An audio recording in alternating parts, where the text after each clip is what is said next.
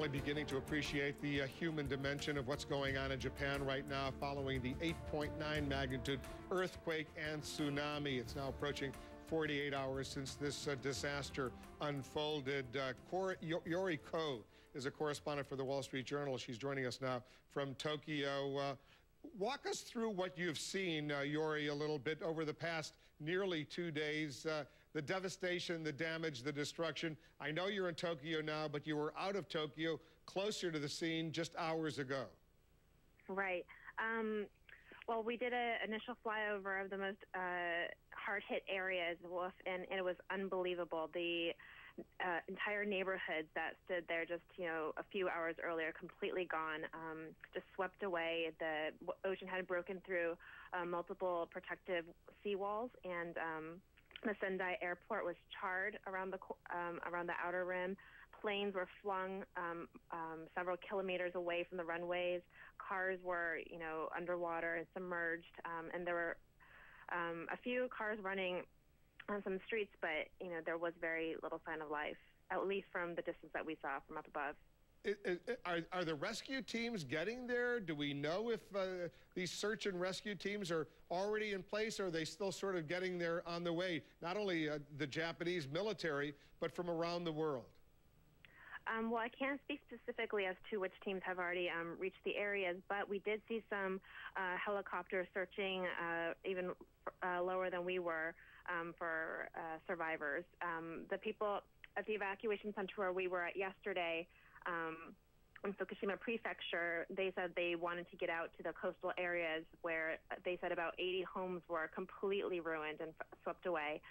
But just the conditions were still too difficult to make it through, and other officials have dissuaded them from doing so for their own safety. What does it feel like, these aftershocks? I know there have been dozens of them since the 8.9 magnitude earthquake struck almost 48 hours ago.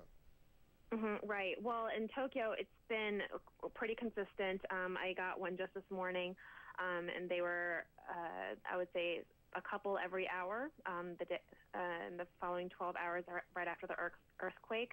Yesterday, when we were in Fukushima Prefecture, we felt one right when we landed at around 2:30 p.m. And I mean, it's not very comforting, of course, and I'm sure the survivors and those that are injured aren't comforted by it either. It's a constant reminder of what's happened and what could possibly happen in the future. Yori Ko is a correspondent for the Wall Street Journal, joining us from Tokyo. Yori, stand by. Gary Tuckman, our correspondent, is near the disaster scene right now. Gary, tell our viewers where you are, what you've seen. Well, right now we're driving east from the town of Shonai, which is on the western coast of northern Japan, by the Sea of Japan, heading towards Sendai. And I can tell you, talking about those aftershocks, it's very disconcerting when you feel it, especially after you're the victim of an earthquake. And here in Japan, you're dealing with the most powerful earthquake in recorded history. You're dealing with a possible disaster at these nuclear plants. You're dealing with a tsunami that was captured on live television scenes we've never seen before. And what you all have in that situation is tremendous anxiety, particularly here in northern Japan. People nervous, scared. And that's something we saw in Haiti last year and something we see now. People are wondering, could there be an aftershock that's greater than the original earthquake?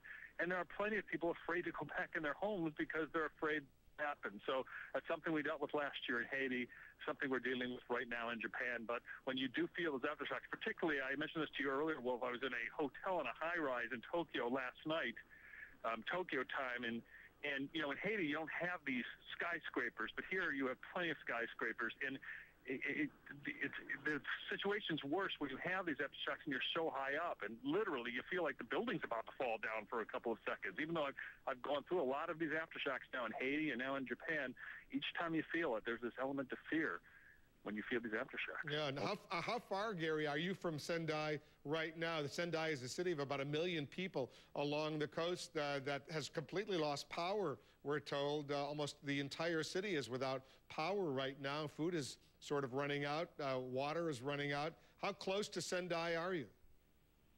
Well, we're starting this tour of this part of northern Japan, so we're going to other neighboring towns before we get to Sendai. So we're still a couple of hours from getting to Sendai, but we're trying to see. I mean, that's the thing with an earthquake. Covering an earthquake is very complicated because it's not like you have all this documentation of what's happening in every town. That's how we find out when we go to each town and see the situation. So we're exploring, and we're going to see what we see along the way.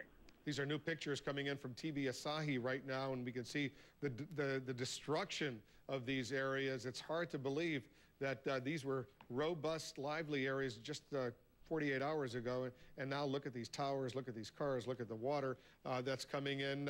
What's it like on the road right now, Gary? Is there a lot of traffic, or is it empty? It's Sunday morning now in Japan.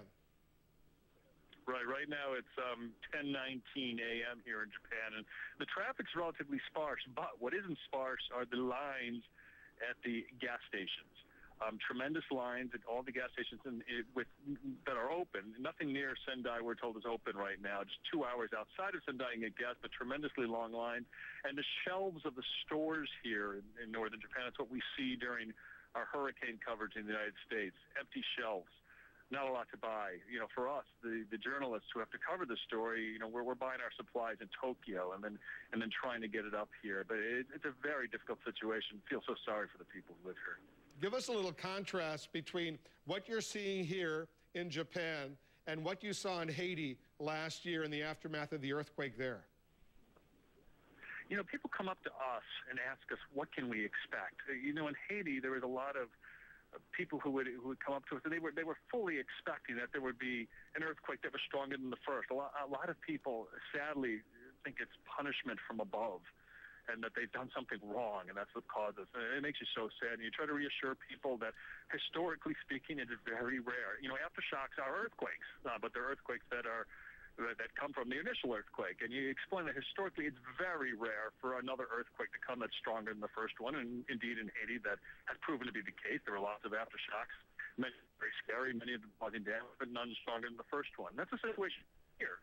They're used to earthquakes here in Japan, and they build things so well. They've never had one like this before.